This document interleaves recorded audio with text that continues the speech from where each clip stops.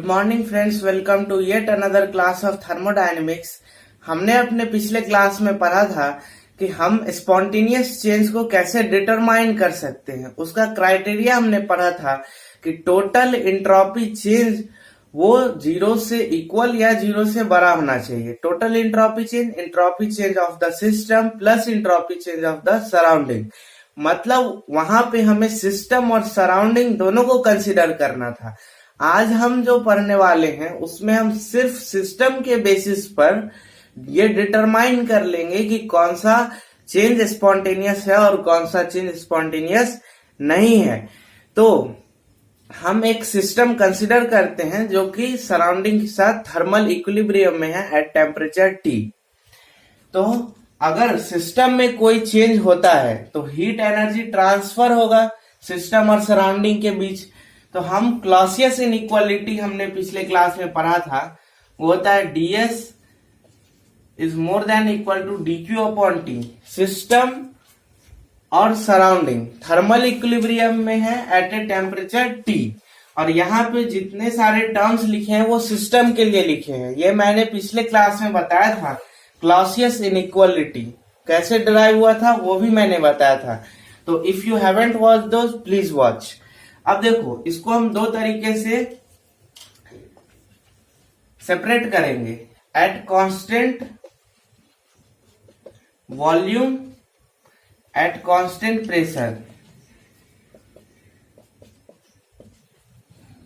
अब देखो, constant volume पे dq भी du के इक्वल होता है और कांस्टेंट प्रेशर पे dh dqp के इक्वल होता है। तो हम dq के जगह पे du सब्स्टिट्यूट कर सकते हैं। तो ds du अपॉन t और ds dh upon t।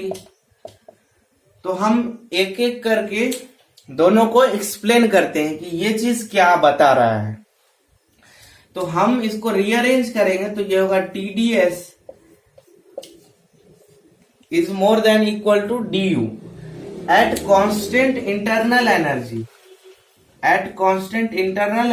and volume du at constant internal energy and volume ds is more than equal to 0। ये हम यहां से लिख सकते हैं। और at constant entropy and volume हम ये लिख सकते हैं, क्योंकि इंट्रोपी कांस्टेंट है तो ये 0 होगा। तो इसको हमने यहां लिखा है कांस्टेंट इंट्रोपी और कांस्टेंट वॉल्यूम पे। अब देखो इस चीज को कैसे इंटरप्रेट करते हैं। इंटरनल एनर्जी और वॉल्यूम जब सिस्टम का कांस्टेंट हो, सिस्टम का इंटरनल एनर्जी कांस्टेंट हो, मींस सराउंडिंग को वो कोई एनर्जी का ट्रांसफर नहीं कर रहा है। तो हम ये जानते हैं कि टोटल इंट्रोपी चेंज होता है entropy change of system plus entropy change of surrounding. ये तो हम जानते हैं।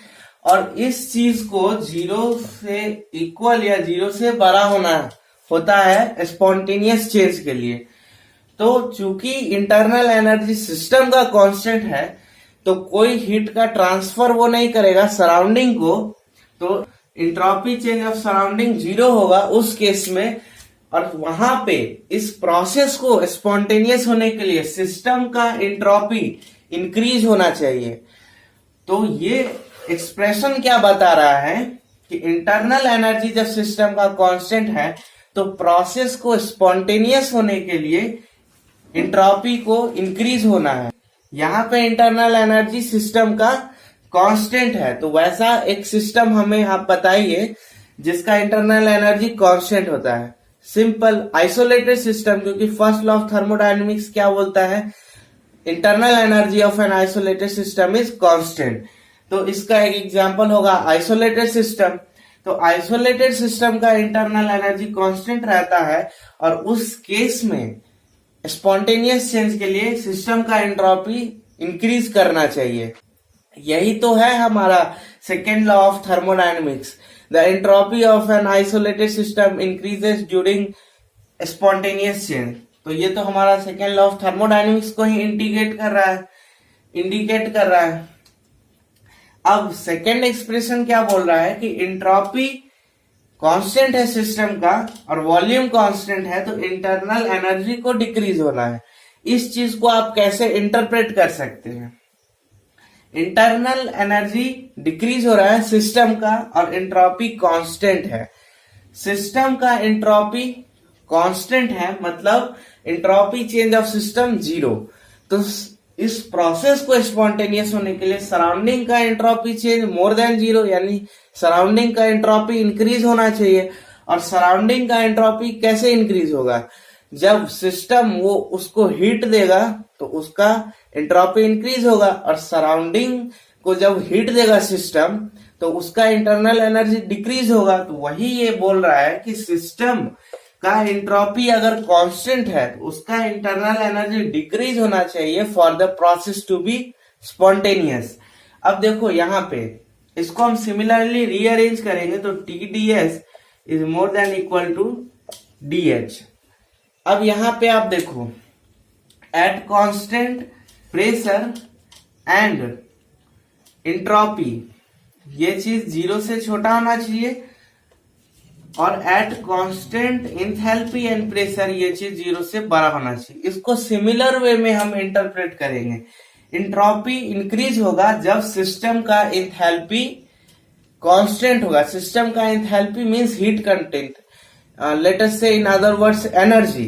सिस्टम का एनर्जी अगर कांस्टेंट है तो सराउंडिंग का एंट्रोपी चेंज 0 होगा। तो फिर इस प्रोसेस को स्पॉन्टेनियस होने के लिए सिस्टम का एंट्रोपी इंक्रीज होना चाहिए, और वो तो ये बोल रहा है कि स्पॉन्टेनियस होने के लिए eight constant enthalpy and pressure entropy increase होना चाहिए सिस्टम का। ये बोल रहा है कि अगर सिस्टम का एंट्रोपी कांस्टेंट है और प्रेशर कांस्टेंट है तो एंथैल्पी डिक्रीज होना चाहिए, और वो एनर्जी देगा, हीट एनर्जी देगा सराउंडिंग को, ताकि उसका एंट्रोपी इंक्रीज करे और प्रोसेस स्पॉन्टेनियस हो। मींस ये जो हमारा एक्सप्रेशन है वो ऑटोमेटिकली सराउंडिंग को कंसिडर कर लेता है। वो छुपे छुपे शब्दों में सराउंडिंग को भी कंसिडर कर लेता है। तो हमारा जो क्राइटेरिया बना था सेकेंड लॉ ऑफ थर्मोडायनेमिक्स से कि टोटल एंट्रोपी चेंज वो 0 से बड़ा या उसके इक्वल होना चाहिए, वो अभी भी वैलिड है। बस हमारा फ्रेम ऑफ रेफरेंस वो सिस्टम है और वो ऑटोमेटिकली सराउंडिंग को कंसिडरेशन में ले लेता है। अभी हमने देखा कि ds is more than equal to du upon t और ds is more than equal to dh upon t, ये एट कांस्टेंट प्रेशर और ये एट कांस्टेंट वॉल्यूम। ये कांस्टेंट प्रेशर पे, ये कांस्टेंट वॉल्यूम पे। तो अगर हम इसको अरेंज करके लिखें तो ये होगा du minus TdS is less than equal to 0, और ये होगा DH minus TdS is less than equal to 0। इस चीज को सिंपलर वे में लिखने के लिए हम दो थर्मोडायनेमिक टर्म्स को इंट्रोड्यूस करते हैं। एक को ए से डिनोट करते हैं और उसको कहते हैं हेल्महोल्ट्ज एनर्जी, और वो होता है U माइनस TS। और दूसरा जिसको हम कहते हैं गिब्स एनर्जी, वो होता है H माइनस TS। अब एट कांस्टेंट टेम्परेचर जब हम इसको डिफरेंशिएट करेंगे तो ये होगा dA du minus T ds eight constant temperature.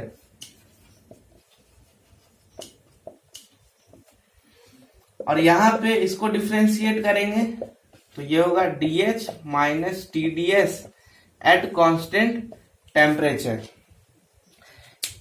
इस चीज को हम यहां रिप्लेस कर सकते हैं dA से, तो ये 0 से कम होना चाहिए, और इस चीज को हम यहां से रिप्लेस कर सकते हैं dG से, तो ये 0 से कम होना चाहिए। मींस स्पॉन्टेनियस चेंज का वो डायरेक्शन होगा जहां पे उसका हेल्महोल्ट्ज एनर्जी डिक्रीज होगा।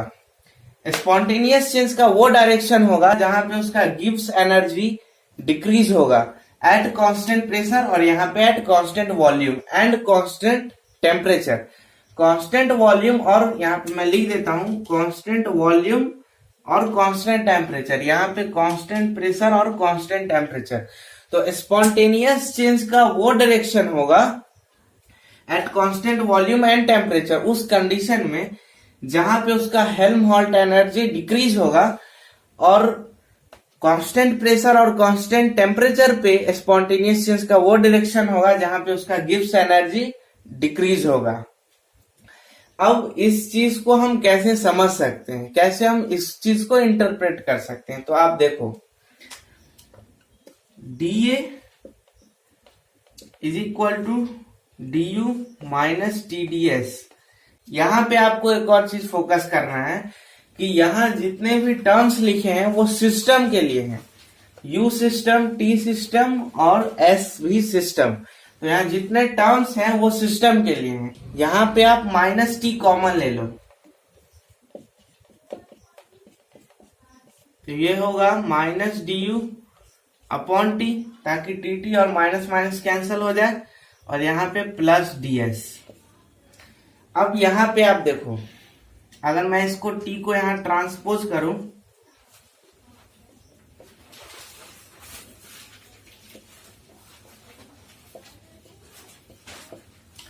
अब हमें ये बताना है कि ये चीज इंडिकेट कर रहा है कि प्रोसेस स्पॉन्टेनियस होगा, और ये चीज इंडिकेट कर रहा है प्रोसेस स्पॉन्टेनियस होगा। ये हमको वेरीफाई करना है। ये इस चीज को हम कैसे वेरीफाई कर सकते हैं, तो देखो ये हमने किया है हेल्महोल्ट्ज एनर्जी के लिए। ds entropy change of system, ds entropy change of system, और minus du upon T. du upon t is the entropy change of system and minus du upon t is the entropy change of surrounding। ये मैंने पिछले class में आपको बताया था। Minus du upon 2 is the entropy change of surrounding and ds is the entropy change of system। तो ये चीज जितना ज्यादा होगा, ये चीज जितना मैक्सिमम होगा, चूंकि यहाँ माइनस साइन लगा है, वो चीज उतना मिनिमम होगा, dA उतना मिनिमम होगा। ये चीज जितना मैक्सिमम होगा, entropy change of system plus entropy change of surrounding, ये चीज जितना मैक्सिमम होगा, डीए उतना मिनिमम होगा। मींस टोटल एंट्रोपी वो इंक्रीज कर रहा है। तो हम सेकेंड लॉ ऑफ थर्मोडायनेमिक्स से जानते हैं कि टोटल एंट्रोपी इंक्रीज करना वही तो स्पॉन्टेनियस चेंज का क्राइटेरिया है। तो जब ये चीज इंक्रीज कर रहा है तो हेल्महोल्ट्ज एनर्जी डिक्रीज कर रहा है, और हेल्महोल्ट्ज एनर्जी डिक्रीज कर रहा है वो तो यहाँ पे बोला है। इट मींस ये चीज क्राइटेरिया है स्पॉन्टेनियस चेंज का, ये हमने वेरीफाई किया। यहाँ पे समझने का क्या था, इंटरप्रेट हम कैसे करेंगे, ये सिस्टम का एंट्रोपी चेंज है, सिस्टम का एंट्रोपी चेंज है, एंट्रोपी चेंज ऑफ सिस्टम, और minus du upon T entropy change of surrounding. और ये चीज जब मैक्सिमम होगा तो ये चीज मिनिमम होगा, क्योंकि यहाँ तो नेगेटिव साइन अटैच्ड है। तो जब प्रोसेस स्पॉन्टेनियस है तो ये बढ़ेगा, इट मीन्स कि ये चीज घटेगा। तो वही यहाँ बोल रहा है। सिमिलरली गिब्स एनर्जी के केस में सिमिलर वे में हम इंटरप्रेट करेंगे। यहां से माइनस टी कॉमन लेंगे, ds वहां पे होगा entropy change of system, minus dH upon T होगा एंट्रोपी चेंज ऑफ सराउंडिंग। जब वो इंक्रीज करेगा, वो स्पॉन्टेनियस है तो वो इंक्रीज करेगा, तो गिब्स एनर्जी डिक्रीज करेगा। Means decreasing of Gibbs energy indicates spontaneous change at constant temperature and pressure. Remember the condition, temperature और प्रेशर कांस्टेंट होना चाहिए, तो वहां पे हम गिब्स एनर्जी कंसीडर करेंगे, और टेम्परेचर और वॉल्यूम कांस्टेंट होना चाहिए, वहां पे हम हेल्महोल्ट्ज एनर्जी कंसीडर करेंगे। अब इस स्टेटमेंट को देखो आप, यहां पे बोल रहा है the change in the Helmholtz function is equal to the maximum work accompanying a process. इसका क्या मतलब हुआ? इसका मतलब ये हुआ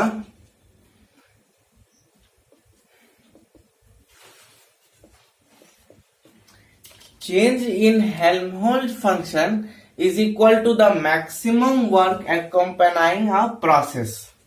अब आप यहां पे देखो, मैंने फर्स्ट क्लास में ही बताया था आपको कि reversible expansion work is more then irreversible expansion work for perfect gas, मैंने बताया था। अब मैं यहां पे उसका यूनिवर्सल वैलिडिटी बताऊंगा। हम ये जानते हैं ds is more than equal to dq upon t। इसको जब हम रिप्लेस करेंगे इस साइड तो ये होगा, इस साइड अगर dw और इस साइड dw ऐड करें तो ये हो जाएगा du from first law of thermodynamics in the absence of non expansion work और एडिशनल वर्क। ये इस साइड रिप्लेस होगा dw प्लस tds। अब यहां से हम dw को सेपरेट करेंगे तो वो होगा du माइनस tds। ठीक है, अब यहां पे देखो मैक्सिमम वर्क हम क्या एक्सट्रैक्ट कर सकते हैं। जब सिस्टम मैक्सिमम वर्क करेगा तो हम उससे मैक्सिमम वर्क एक्सट्रैक्ट कर लेंगे, और सिस्टम जो मैक्सिमम वर्क करेगा वो नेगेटिव होगा, मतलब वो मिनिमम होगा। तो यहां से हमें dw का मिनिमम वैल्यू ये मिल गया, मीन्स मैक्सिमम वर्क जो हम निकाल सकते हैं वो ये है। और ये तो हम जानते हैं वो तो चेंज इन हेल्महोल्ट्ज एनर्जी है, मतलब हम जो मैक्सिमम वर्क निकाल सकते हैं सिस्टम से वो चेंज इन हेल्महोल्ट्ज एनर्जी के इक्वल है eight constant temperature and volume. अब यहाँ पे आपको कंफ्यूजन हो रहा होगा कि मैं मिनिमम भी बोल रहा हूँ मैक्सिमम भी बोल रहा हूं, तो मैं इस चीज को क्लियर कर देता हूं। मैक्सिमम वर्क हमें निकालना है सिस्टम से, तो सिस्टम को मैक्सिमम वर्क करना पड़ेगा from the reference frame of system, और सिस्टम जो वर्क करता है वो तो नेगेटिव होता है। तो जब सिस्टम मैक्सिमम वर्क करेगा खुद का तो वो कंसिडरिंग द साइन वो मिनिमम हो जाएगा, क्योंकि वहां तो नेगेटिव लगा है।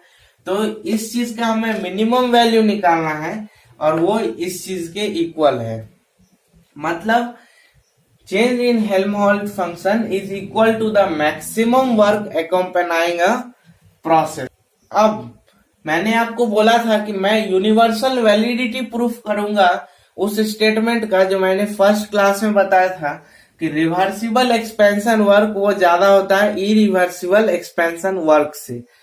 तो यहाँ पे इक्वलिटी कब आएगा, यहाँ ये चीज हमने डराइव किया क्लॉसियस इनइक्वालिटी से, जहां पे हमने ये देखा था ds is more than equal to dq upon t, और यहाँ पे इक्वलिटी आना चाहिए। इनइक्वालिटी का ओरिजिन कहां से हुआ, यहां से क्लॉसियस इनइक्वालिटी से, और यहाँ पे इक्वलिटी आना चाहिए। तो इस चीज में इक्वलिटी कब होगा, जब प्रोसेस रिवर्सिबल होगा, means reversible expansion work irreversible expansion work से ज्यादा होता है। अब इस स्टेटमेंट को देखो, at constant temperature and pressure, यानी कि गिब्स फंक्शन की बात हो रही है यहाँ। Eight constant temperature and pressure maximum additional non expansion work is given by change in Gibbs energy. तो सबसे पहले हमें जानना होगा एडिशनल नॉन एक्सपेंशन वर्क ये क्या होता है। वैसा वर्क जो एक्सपेंशन वर्क ना हो, जैसे प्रेशर वॉल्यूम वर्क, तो वो इस कैटेगरी में नहीं आएगा। एडिशनल वर्क जैसे हमें कोई इलेक्ट्रिक सर्किट में इलेक्ट्रॉन को पुश करना है, वो नॉन एक्सपेंशन वर्क हो गया। तो मैक्सिमम नॉन एक्सपेंशन वर्क, पिछला वाला था मैक्सिमम एक्सपेंशन वर्क, जो हम कर सकते थे वो चेंज इन हेल्महोल्ट्ज एनर्जी के इक्वल था, और मैक्सिमम नॉन एक्सपेंशन वर्क जो हम कर सकते हैं वो है चेंज इन गिब्स एनर्जी के इक्वल। इस चीज को हम कैसे वेरीफाई करेंगे वो देखो। डीजी तो हम जान चुके हैं, कांस्टेंट टेम्परेचर और कांस्टेंट प्रेशर, ये कंडीशन इम्पोज है, और मैक्सिमम वर्क होना चाहिए, मतलब reversible. Maximum work means reversible. तो डीजी डीएच माइनस टीडीएस ये तो हम जान चुके हैं। अब देखो डीएच तो हम जानते हैं, डीयू प्लस डी पीवी, ये तो हम जानते हैं। इसको हम लिख सकते हैं डी क्यू प्लस डी डब्ल्यू plus p dv plus v d p. Maximum work है तो रिवर्सिबल होना चाहिए, तो d q reversible, d q reversible हम जानते हैं टीडीएस के इक्वल होगा।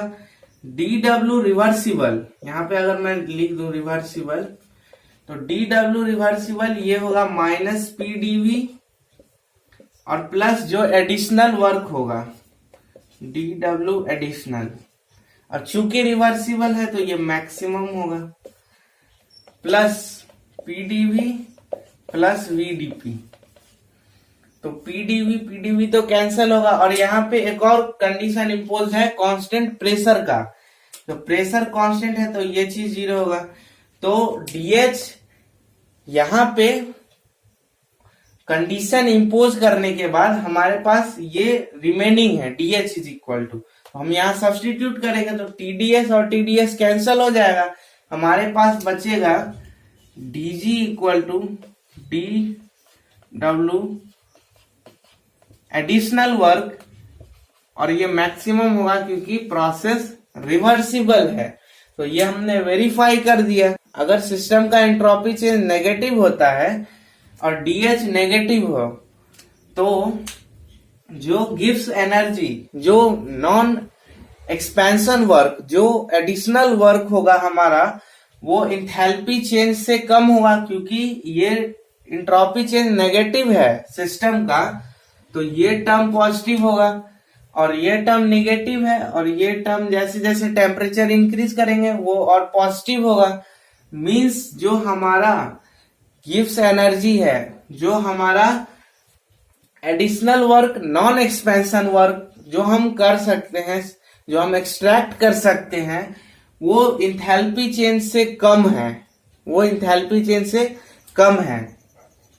तो यहां से कॉन्सेप्ट आता है गिव्स फ्री एनर्जी, और इसी का एनालॉग जो है हेल्महोल्ट्ज एनर्जी, वहां भी कॉन्सेप्ट आता है Helmholtz free energy. Means total enthalpy change, इस केस के लिए टोटल इंथैल्पी चेंज, ये एंट्रोपी है डिसऑर्डर्ड एनर्जी, उसको जब हम सब्सट्रैक्ट करेंगे तो हमें वैसा एनर्जी मिलेगा जिसका यूज हम कर सकते हैं वर्क करने में, नॉन एडिशनल वर्क करने में। हम ये जानते हैं work is the transfer of energy to the surrounding making use of organised motion. तो ये तो डिसऑर्गेनाइज्ड मोशन वाला एनर्जी है, तो ये तो ऑर्गेनाइज्ड मोशन को इंड्यूस नहीं कर सकता है, और ये टोटल इंथैल्पी, दोनों का जब हम घटाएंगे तो हमारे पास आएगा वर्क। इस केस में वो वर्क होगा नॉन एडिशनल वर्क, और हेल्महोल्ट्ज एनर्जी के केस में वो होगा एक्सपेंशन वर्क। तो इस चीज को आप नोटिस करेंगे कि ये यहां से कॉन्सेप्ट आता है गिव्स फ्री एनर्जी, और वहां पे आएगा हेल्महोल्ट्ज फ्री एनर्जी। अब देखो गिव्स एनर्जी एक स्टेट फंक्शन है, तो स्टेट फंक्शन है तो हम वो सारी प्रॉपर्टी यूज कर सकते हैं जो हमने इंथैल्पी और एंट्रोपी के लिए पढ़ा है फॉर स्टेट फंक्शन, बाकी प्रॉपर्टी नहीं। तो यहां से अगर हमें निकालना हो gives change in gives energy of reaction, तो वो होगा प्रोडक्ट का गिव्स एनर्जी माइनस रिएक्टेंट का गिव्स एनर्जी। ठीक है, और यहाँ पे स्टैंडर्ड गिव्स एनर्जी की अगर बात करें तो वो स्टैंडर्ड कंडीशन 1 बार और एनी स्पेसिफाइड टेम्परेचर, प्रेशर 1 बार होना चाहिए और स्पेसिफाइड टेम्परेचर, तो उसको हम इस तरह से इंडिकेट करते हैं, स्टैंडर्ड गिव्स एनर्जी चेंज। तो ये फॉर्मूला बहुत ही इंपॉर्टेंट है गिव्स एनर्जी चेंज के लिए।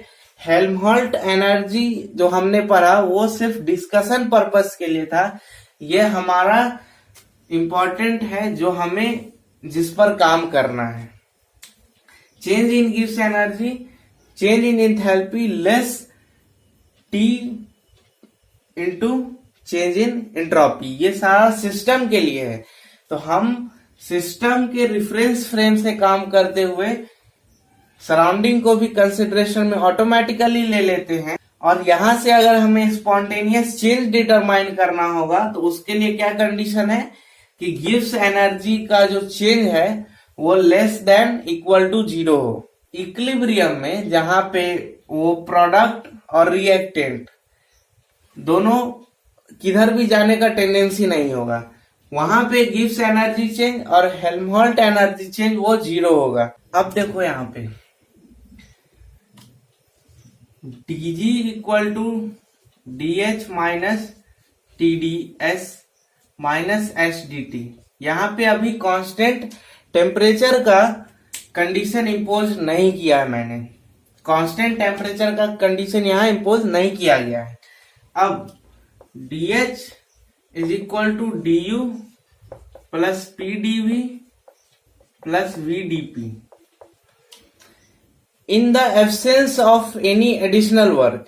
यहाँ पे कोई एडिशनल वर्क को अगर कंसिडर नहीं करेंगे तो du होगा TdS minus PdV dQ plus dW, reversible है ये, प्लस PdV प्लस VdP, ये और ये कैंसल हो जाएगा। और इस चीज को जब हम यहाँ सब्स्टिट्यूट करेंगे तो TdS कैंसल होगा और dG जो हमारे पास बचेगा वो होगा VdP माइनस SDT। अब यहाँ पे हम देख पा रहे हैं कि गिव्स एनर्जी वो प्रेशर और टेम्परेचर का फंक्शन है। अब यहाँ पे जब हम प्रेशर को कांस्टेंट करेंगे तो इसको हम ऐसे लिखेंगे dG upon dt eight constant pressure होगा माइनस एंट्रोपी और dG upon dP eight constant temperature वो होगा वॉल्यूम के इक्वल। अब एंट्रोपी हमेशा पॉजिटिव होता है, एंट्रोपी चेंज नेगेटिव हो सकता है, एंट्रोपी हमेशा पॉजिटिव होता है। और यहाँ नेगेटिव साइन अटैच है, मींस ये हमेशा नेगेटिव होता है। तो जैसे हम टेम्परेचर को इंक्रीज करेंगे वैसे हमारा गिव्स एनर्जी डिक्रीज होगा। इस इक्वेशन का ये मतलब होगा, इसका ये मतलब है कि वॉल्यूम तो हमेशा पॉजिटिव होता है, तो जैसे हम प्रेशर इंक्रीज करेंगे एट कांस्टेंट टेम्परेचर तो गिव्स एनर्जी हमारा इंक्रीज होगा। तो ये एक बहुत ही इंपॉर्टेंट, ये एक नहीं ये दो बहुत ही इंपॉर्टेंट एक्सप्रेशन है। इसका डेराइवेशन आपको मेमोराइज करना है, फॉर्मूला नहीं रटना है, इसका डेराइवेशन आपको ध्यान में रखना है। और अब हम इस पर क्वेश्चंस करेंगे। देखो ये बहुत ही बेसिक टाइप क्वेश्चन है। इस क्वेश्चन में आपको बोल रहा है इंथैल्पी चेंज 200 जूल पर मोल है और एंट्रोपी चेंज इतना है। Out of the values given below choose the minimum temperature above which the process is spontaneous. हमने अभी आपको बताया था कि स्पॉन्टेनियस होने का क्या क्राइटेरिया है कि चेंज इन गिव्स free energy less than equal to 0, delta H minus T del S less than equal to 0 means delta H upon delta S is less than equal to T। तो आपको बोल रहा है कि choose the minimum temperature. तो minimum temperature क्या होगा, T is equal to del H upon del S। तो ये है 200 जूल पर मोल और ये है 40 जूल पर केल्विन पर मोल। तो ये और ये कैंसल हो जाएगा, आपके पास होगा 5 केल्विन आंसर। तो ये एक बहुत ही बेसिक टाइप क्वेश्चन था। इसमें हमको ये यूज करना था कि चेंज इन गिव्स फ्री एनर्जी स्पॉन्टेनियस प्रोसेस के लिए वो लेस देन इक्वल टू 0 होता है, और फिर जो रिक्वायर्ड है वो हमने किया। इस क्वेश्चन में आपको H2O लिक्विड को हमने बॉयल किया है और वो H2O वेपर बन गया है। आप यहां देख सकते हैं टेम्परेचर 373 केल्विन और यहां भी 373 केल्विन। आपको बोल रहा है correct set of thermodynamic parameter select करना है। तो इसका हाफ पार्ट हमने पिछले क्लास में किया था, जहां पे एंट्रोपी के बारे में आपको पूछ रहा था। तो लिक्विड से गैस बन रहा है तो एंट्रोपी इंक्रीज होगा, तो एंट्रोपी पॉजिटिव होना चाहिए, मतलब 2 ऑप्शन यहां से हम सेलेक्ट कर सकते हैं। अब चेंज इन गिव्स फ्री एनर्जी नेगेटिव होगा या 0, आप सोच के बताओ, नेगेटिव होगा या 0। तो यहां देखो आप, हम ये जानते हैं कि बॉइलिंग पॉइंट पे लिक्विड और गैस इक्विलिब्रियम में रहता है, लिक्विड और गैस इक्विलिब्रियम में रहता है। तो चेंज इन गिव्स फ्री एनर्जी इक्विलिब्रियम में रहने का मतलब कि फॉरवर्ड और बैकवर्ड किधर भी जाने का उसका टेंडेंसी नहीं रहता है। तो चेंज इन गिव्स फ्री एनर्जी उस केस के लिए 0 होता है, ना वो बैकवर्ड जाना चाहता है ना वो फॉरवर्ड जाना चाहता है। तो चेंज इन गिव्स फ्री एनर्जी उस केस के लिए 0 होता है जब इक्विलिब्रियम एस्टेब्लिश्ड होता है। तो ये हमारा करेक्ट आंसर है। तो यहां से हमें क्या कॉन्सेप्ट मिला कि इक्विलिब्रियम के टाइम में गिव्स फ्री एनर्जी में चेंज वो 0 होता है, ना उस रिएक्शन का फॉरवर्ड जाने का टेंडेंसी होता है, ना उस रिएक्शन का बैकवर्ड जाने का टेंडेंसी होता है। तो चेंज इन गिव्स फ्री एनर्जी 0 होता है। अब इस कॉन्सेप्ट का यूज हम नेक्स्ट क्वेश्चन में करेंगे। ये एक बहुत ही इंटरेस्टिंग क्वेश्चन है। इस क्वेश्चन में हमने अभी तक जितने कॉन्सेप्ट पढ़ा उसमें से मैक्सिमम का यूज हम कर लेंगे इस क्वेश्चन में। सबसे पहले बोला स्टैंडर्ड स्टेट गिव्स free energies of formation of carbon graphite and diamond at 298 kelvin are 0 and 2.9। Standard state means that the pressure should be 1 bar, ये तो आपको क्लियर है, and substance should be pure at a given temperature. The conversion of graphite to diamond, the conversion of graphite to diamond reduces its volume by 2 into 10 की power -6। If carbon graphite is converted to carbon diamond isothermally, the pressure at which carbon graphite is in equilibrium with carbon diamond is in equilibrium। तो अभी हमने देखा था पिछले question में equilibrium का क्या मतलब कि गिव्स फ्री एनर्जीज में चेंज 0, इस चीज का आपको ध्यान रखना है। और कार्बन ग्रेफाइट से डायमंड में चेंज हो रहा है और बोल रहा है the pressure at which carbon graphite is in equilibrium with carbon diamond, process isothermal है। तो हमने अभी पढ़ा था dg/dp at constant temperature is equal to volume, हमने अभी ये पढ़ा था। इसका यूज हम करेंगे इस क्वेश्चन में, क्योंकि टेम्परेचर कांस्टेंट है 298 केल्विन और प्रेशर यहाँ वेरी कर रहा है। तो अब देखो, इसका मान लेते हैं इनिशियल गिव्स एनर्जी Gi और इसका Gf, और final gives energy Gi dash at pressure, जो भी प्रेशर हमको पूछ रहा है उस प्रेशर पे Gi डैश यहाँ पे लिख देते हैं एट स्टैंडर्ड, मीन्स ये 1 bar पे और ये प्रेशर P पे और ये Gf डैश। तो इस फॉर्मूले का यूज करके हम Gi dash minus Gi calculate कर सकते हैं।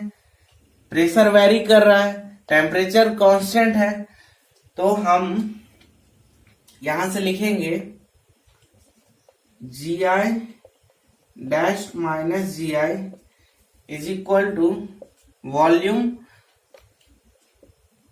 आई माइनस प्रेशर जो हमको कैलकुलेट करना है, और इनिशियल प्रेशर 1 बार, ये 1 बार है। सिमिलरली इसके लिए हम लिख सकते हैं GF dash minus GF is equal to VF P minus 1 bar. अब हमको पूछ रहा है the pressure at which carbon graphite is in equilibrium with carbon diamond. तो इक्विलिब्रियम में मतलब उस प्रेशर पे जो गिब्स फ्री एनर्जी का चेंज है वो 0 होना चाहिए। मींस ये change GF dash minus GI dash वो 0 होना चाहिए।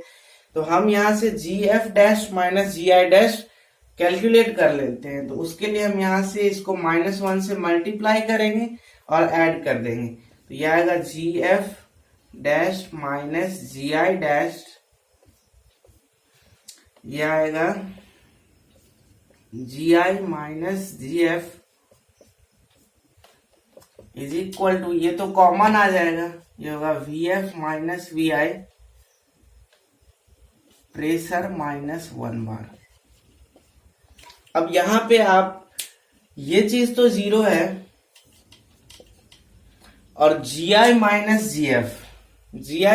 GF तो ये standard gives energy formation carbon graphite का 0 है, और ये है 2.9। तो GI माइनस GF वो होगा -2.9, और GF minus GI 2.9 kilo joule per mole. Units का ध्यान रखना है आपको।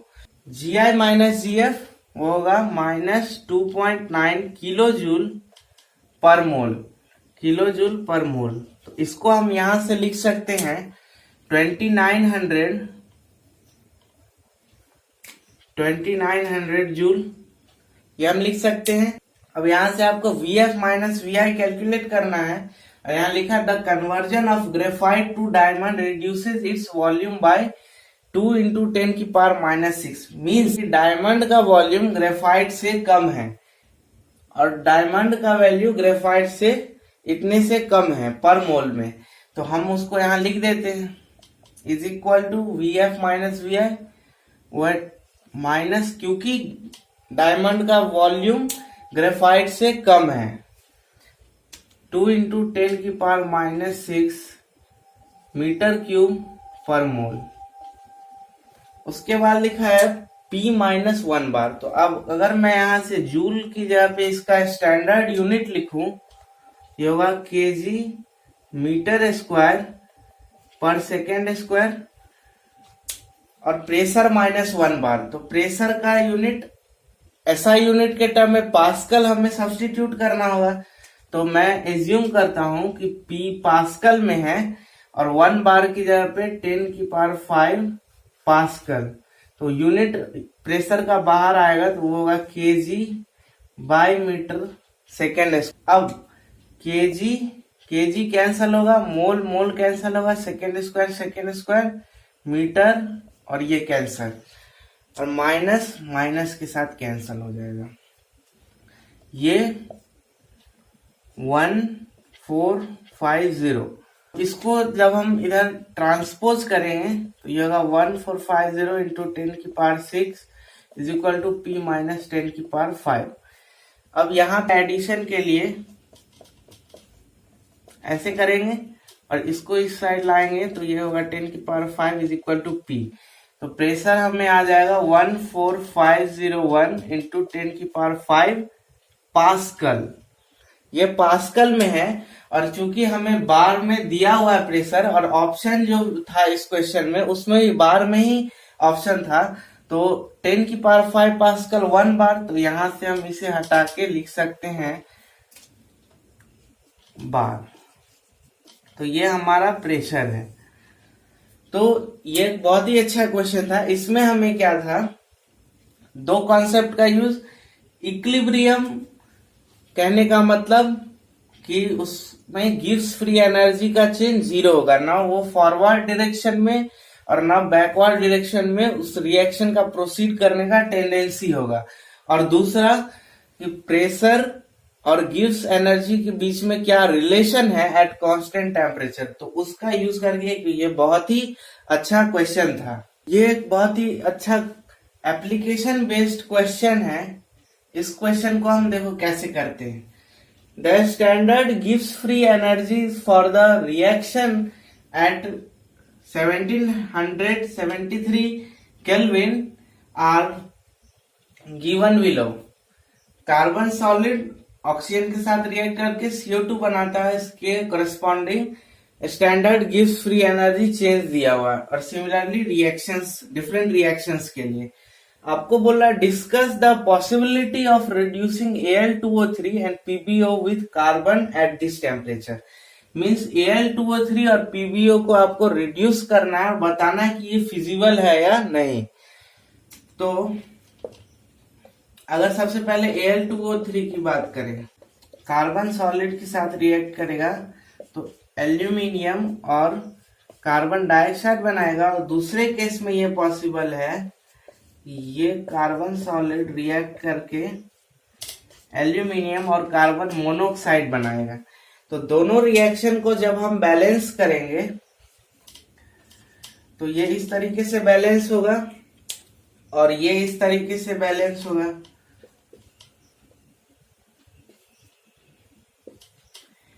अब इस रिएक्शन के लिए स्टैंडर्ड गिव्स एनर्जी चेंज निकालेंगे हम, और अगर ये चीज पॉजिटिव आया तो ये फिजिबल नहीं होगा, और अगर नेगेटिव आया इट मीन्स ये फिजिबल होगा।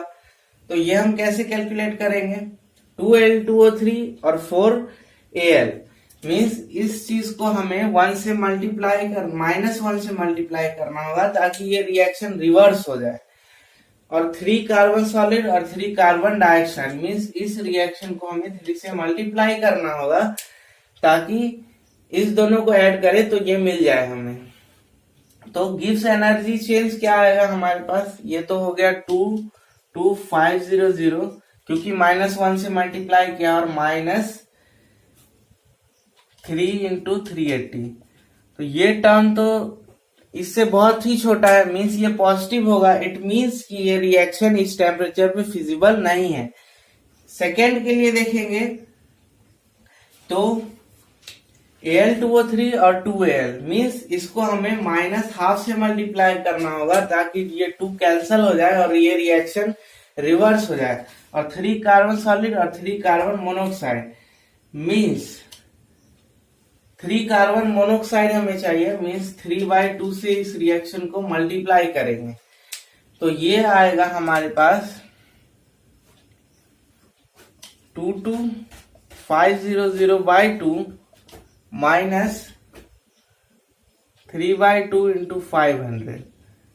फिर से ये टर्म इसके कंपैरिजन में बहुत ही छोटा है, मीन्स ये पॉजिटिव आएगा। ये भी रिएक्शन इस टेम्परेचर पे फिजिबल नहीं है। सिमिलर प्रोसेस हम PbO के लिए करेंगे और चेक करेंगे कि वो फिजिबल है या नहीं। अब देखो PbO के साथ भी 2 पॉसिबिलिटी बनेगा।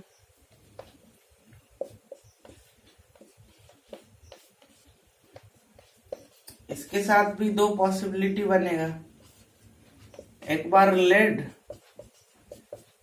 और कार्बन डाइऑक्साइड और एक बार कार्बन मोनोऑक्साइड। इस रिएक्शन को जब हम बैलेंस करेंगे तो हमारे पास आएगा, ये रिएक्शन बैलेंस हो गया, और इस रिएक्शन को जब हम बैलेंस करेंगे तो ये बैलेंस ही है ऑलरेडी। तो यहां आप देखो 2 PbO और 2 Pb मीन्स इस केस में हमें इस रिएक्शन को रिवर्स करना है तो -1 से मल्टीप्लाई करेंगे और कार्बन सॉलिड से कार्बन डाइऑक्साइड मीन्स इसको एज इट इज रहने देंगे। तो इसके लिए जब स्टैंडर्ड गिव्स एनर्जी चेंज निकालेंगे तो वो आएगा 120 -380। तो ये तो नेगेटिव है, मीन्स ये रिएक्शन फिजिबल है। हम लोग लेड ऑक्साइड को रिड्यूस कर सकते हैं कार्बन सॉलिड की हेल्प से इस टेम्परेचर पे। अब इस रिएक्शन के बारे में देखते हैं। हमको एज इट इज ऐड करना है और यहाँ पे PbO 1 होना चाहिए और PbB 1 मोल होना चाहिए। तो इसको हाफ से मल्टीप्लाई करेंगे, -12 से, ताकि ये रिएक्टेंट साइड में भी आ जाए और ये 2 भी ना रहे। और कार्बन सॉलिड और मोनोक्साइड बनाना है हमें, तो ये 1 चाहिए, तो इसको भी हम हाफ से मल्टीप्लाई करेंगे, तो ये होगा। इस चीज के लिए स्टैंडर्ड गिव्स एनर्जी चेंज होगा 60 और इसके लिए होगा -250। ये फिर से नेगेटिव होगा, मींस ये रिएक्शन भी फिजिबल है इस टेम्परेचर पे। ये क्वेश्चन पिछले क्वेश्चन का एक स्ट्रेट फॉरवर्ड एप्लीकेशन है। इसमें बोल रहा है the correct statement regarding the given diagram is. ये डायग्राम आपको दिया हुआ है, इसके रिगार्डिंग करेक्ट स्टेटमेंट आपको सेलेक्ट करना है। सबसे पहला स्टेटमेंट बोला है at 800 degree Celsius copper can be use for the extraction of zinc from zinc oxide. तो देखो जिंक ऑक्साइड और कॉपर रिएक्ट करेंगे तो Zn प्लस Cu2O, इसको जब हम बैलेंस करेंगे तो यहाँ आएगा 2 कॉपर। अब देखो बोल रहा है at 800 degree Celsius copper can be use for the extraction of zinc from zinc oxide. मतलब 800 डिग्री सेल्सियस पे ये रिएक्शन फिजिबल है या नहीं। अगर ये फिजिबल होगा तो ये सही होगा, अगर ये फिजिबल नहीं होगा तो ये सही नहीं होगा। तो 800 डिग्री सेल्सियस पे जिंक ऑक्साइड से जिंक, तो जिंक ऑक्साइड से जिंक 800 डिग्री सेल्सियस पे आप देखो ये नेगेटिव है, इसके कंपैरिजन में ये मोर नेगेटिव है। और चूंकि इस रिएक्शन को हमको रिवर्स करना है, रिएक्टेंट साइड में ये चीज होना चाहिए, तो इसको हम माइनस से मल्टीप्लाई करेंगे तो ये पॉजिटिव हो जाएगा। मतलब ये इससे ज्यादा नेगेटिव है तो माइनस से मल्टीप्लाई करने पे ये पॉजिटिव हो जाएगा और ये नेगेटिव रहेगा। तो जब हम ऐड करेंगे तो चूंकि ये ज्यादा है इसके कंपैरिजन में, तो हमारा रिजल्ट पॉजिटिव होगा, यानी कि स्टैंडर्ड गिव्स फ्री एनर्जी चेंज पॉजिटिव होगा और ये रिएक्शन फिजिबल नहीं होगा। तो ये ऑप्शन हमारा इनकरेक्ट। सेकेंड बोल रहा है at 1400 degree Celsius aluminium can be use for the extraction of zinc from zinc oxide. तो मैं इसको यहां से रब कर देता हूं। अब देखो extraction of zinc from zinc oxide aluminium की हेल्प से, जिंक ऑक्साइड प्लस एल्यूमिनियम, आपको यहाँ जिंक चाहिए और यहाँ मिलेगा Al2O3, तो 2 एल्यूमिनियम 3 ऑक्सीजन और 3 जिंक। तो यहाँ पे आप देखो 1400 डिग्री सेल्सियस मीन्स इसके बीच में एल्यूमिनियम मीन्स ये एज इट इज रहना चाहिए, तो ये नेगेटिव है। जिंक ऑक्साइड वाले के कंपैरिजन में ये चीज ज्यादा नेगेटिव है और हमको जिंक ऑक्साइड वाले को रिवर्स कर देना है। तो ये इसके कंपैरिजन में मोर नेगेटिव है और ये नेगेटिव भी है उस टेम्परेचर पे, तो हमें इसको पॉजिटिव करना है। तो ये पॉजिटिव में मैग्नीट्यूड वाइज इससे छोटा है, तो जो रिजल्ट हमारा होगा वो नेगेटिव होगा। मतलब स्टैंडर्ड गिव्स फ्री एनर्जी चेंज वो नेगेटिव होगा। तो ये रिएक्शन हमारा फिजिबल है, मींस 1400 डिग्री सेल्सियस पे aluminium can be use for the extraction of zinc from zinc oxide. Third बोल रहा है at 500 degree Celsius coke can be use for the extraction of zinc from zinc oxide. तो zinc oxide और यहाँ पे Coke बोल रहा है, यहाँ CO, तो ये रिएक्शन तो बैलेंस है आपका। अब बोल रहा है 500 डिग्री सेल्सियस पे ये रिएक्शन फिजिबल है या नहीं। 500 डिग्री सेल्सियस पे आप देखें तो जिंक ऑक्साइड और ये कार्बन कोक, तो आपको इस रिएक्शन को रिवर्स करना है। तो ये इससे ज्यादा नेगेटिव है, तो जब आप रिवर्स करेंगे तो ये पॉजिटिव हो जाएगा और ये नेगेटिव रहेगा, तो आपका जो रिजल्ट आएगा वो पॉजिटिव होगा, मीन्स ये भी रिएक्शन फिजिबल नहीं है। लास्ट बोल रहा है Coke can not be use for the extraction of copper from Cu2O, means Cu2O Coke, ये बनेगा कॉपर और कार्बन मोनोऑक्साइड, यहाँ 2Cu। अब बोल रहा है कोक नहीं यूज किया जा सकता है, तो देखते हैं कि ये रिएक्शन फिजिबल है या नहीं। तो Cu2O मीन्स इसको आपको रिवर्स करना है, और ये स्पेसिफाई नहीं किया है कि किस टेम्परेचर पे ये बात कर रहा है, मतलब किसी भी टेम्परेचर पे क्या ये फिजिबल है या नहीं, ये आपसे पूछ रहा है। अगर आप ये टेम्परेचर देखें तो यहाँ पे ये चीज नेगेटिव है और इसको तो एज इट इज रहना है, यहाँ पे कार्बन और कार्बन मोनोऑक्साइड। और अगर डिफरेंस के अकॉर्डिंग देखें तो मान लेते हैं यहाँ पे ये पॉजिटिव हो गया, तो इस चीज को तो हमें रिवर्स करना है, मीन्स माइनस से मल्टीप्लाई करना होगा, तो माइनस और माइनस जुड़ के और नेगेटिव हो जाएगा, तो गिव्स फ्री एनर्जी चेंज वहां पे नेगेटिव होगा, मीन्स ये रिएक्शन फिजिबल है इस पॉइंट पे या इस टाइप की किसी भी पॉइंट पे। तो ये चीज हम कर सकते हैं, ये रिएक्शन फिजिबल है। तो लिखा है Coke can not be use, तो ये फिर तो गलत है, तो मीन्स जो हमारा करेक्ट आंसर है वो है बी। तो ये एक बहुत ही अच्छा एप्लीकेशन था प्रीवियस क्वेश्चन, और प्रीवियस क्वेश्चन बहुत ही अच्छा एप्लीकेशन था जो हमने आज थ्योरी किया। अब इस डायग्राम का एक स्पेसिफिक नेम भी है, इस डायग्राम को हम एक बहुत ही अच्छा सा नेम है इसका, और वो आपका होमवर्क है कि इस डायग्राम का क्या नेम है, वो आपको कमेंट सेक्शन में लिखना है कि इस डायग्राम का क्या नेम है।